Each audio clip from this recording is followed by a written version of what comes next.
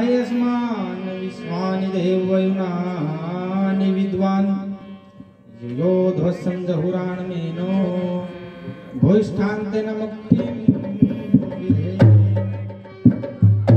कुछ एक लोग अपने ही दुखों के गीत गाते हैं, होनित होकर रहती है पर सदा अपने मन की गाते हैं। ये दुनिया हरदम झूमती नाचती गाती उन्हीं की रागनियों पर, जो दूसरों के दुखों में बैठ कर वीणा बजाते हैं। गिरने का गम नहीं था अगर गिर कर संभल जाते, ये दुनिया बदल रही थी तो कुछ हम भी बदल जाते। वो देखो गैर को में तो किसान अपनी आन पर है, हम तो जमीन पर है वो परमात्मा आसमान पर है। बहुत ही मान और सम्मान के हो बड़े बुजुर्गों, मातृशक्ति बंधु बांधवों, आज बाबा जोड़वाड़ा की असीम पावन कृपा से ये प्रोग्राम हो रहा है। आप सभी को मेरी हाथ जोड़कर नमस्कार। देखिए गाने का तो थोड़ा सा भैया, हेलो, देखिए गाने का तो थोड़ा सा मेरा मन था, लेकिन मैं कहानी सुनाना चाहता हूँ। गाने का तो आज मन है नहीं, लेकिन मेरी कहानी ध्यान से सुनना। कहानी सुना भी सही है। हाँ, एक बहुत बड़ा राजा होता है और समय अनुसार भगवान के करने होते हैं। राजा का समय संपूर्ण हो जाता है, संसार को छोड़ के चल पड़ता है। तो जो ये मंत्री वगैरह होते हैं बहुत बुद्धिमान होते हैं। ध्यान से सुनना, मैं फिर वापिस पूछ भी लूंगा आपसे। तो ये मंत्री वगैरह थे बहुत समझदार होते हैं। उन्होंने झूठी टोंडी पिटवा दी गांव में। अगर रानी आशा में कहने का मतलब इसके पेट में लड़का है, ज्योतिषों ने ऐसी भविष्यवाणी की है। तो वह बात झूठी थी। कुछ समय बाद जिस मंत्री ने यह बात कही थी वो उस राजा का बहुत हितैषी था। उसने सोची अगर राजा के जाने के बाद यह प्रजा तो फिर इसका कौन रखवाड़ा बनेगा।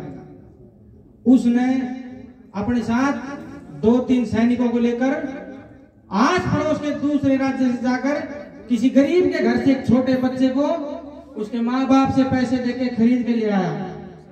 बहुत छोटा बच्चा था वो, और गांव में और उस राज्य में फिर से डोंडी पिटवा दी। रानी ने लड़के को जन्म दिया है। पूरे गांव में खुशी का माहौल था। तो जैसे धीरे धीरे वो राजा बड़ा हुआ तो उसका राजसिक सम्मान से उसके सर पर राजमुकुट रखा जाता है और सारी प्रजा उस लड़के के सामने नतमस्तक होती है। और जो मंत्री उसने खरीद के लाया था उसका मन में ये अभिमान था कि यो मेरा राजा बनाया और है। वो उस तक कभी दुआ सलाम नहीं करता था।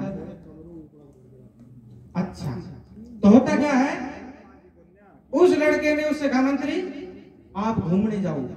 जैसे हमारे गांव से यहाँ से नहर जा रही है, एक नहर जा रही थी वहां से, उसने कहा वहां से आप घूमने जाओ, जो कुछ मिले वो लेके आना है मेरे पास। उस लड़के ने कहा उस राजा ने। मंत्री वहां से चल पड़ता है। एक गुलाब का फूल उस नहर में से तैरता हुआ था।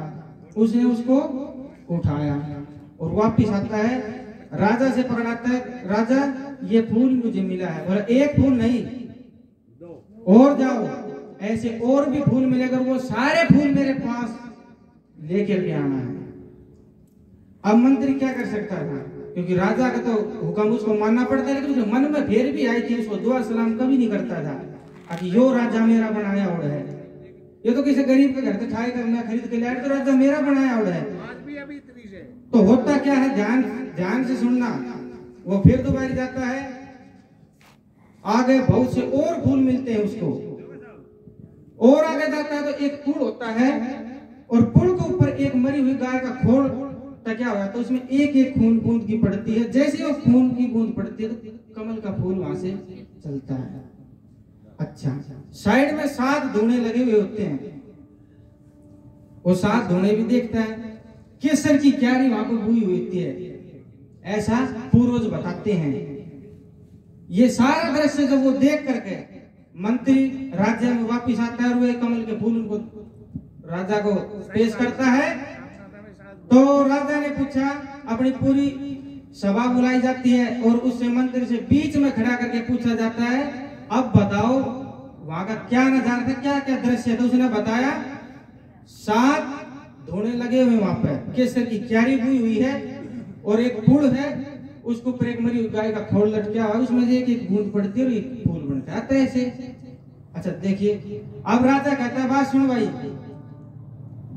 वे जो 7 धोने थे उसमें पिछले जन्म में बैठ कर तपया हुआ हूँ। जो वो लड़का था जो खरीद के लाया गया था, राजा बना था, बोले इन 7 धोना के बीच में बैठ कर मैं तपया हुआ हूँ, या गाय इस मेरी केसर क्यारी में मुंह मारने लगी थी, मैंने एक झूठा इनू मिट्टी का कण उठा के इसका मार दिया, गाय मर गई। इस वजह से मैं इस छोटे गरीब परिवार में पैदा होया। राजा मैं अपने कर्म का बनाया हूँ, तेरा बनाया और राजा नहीं हूं। तो मेरे कहने का मकसद ये है, इंसान अपने कर्म से ऊंचा उठता है, कोई किसी को नहीं उठाता। तो इसी बात के साथ आप सभी का धन्यवाद, सभी का हाथ जोड़कर नमस्ते। एक देखिए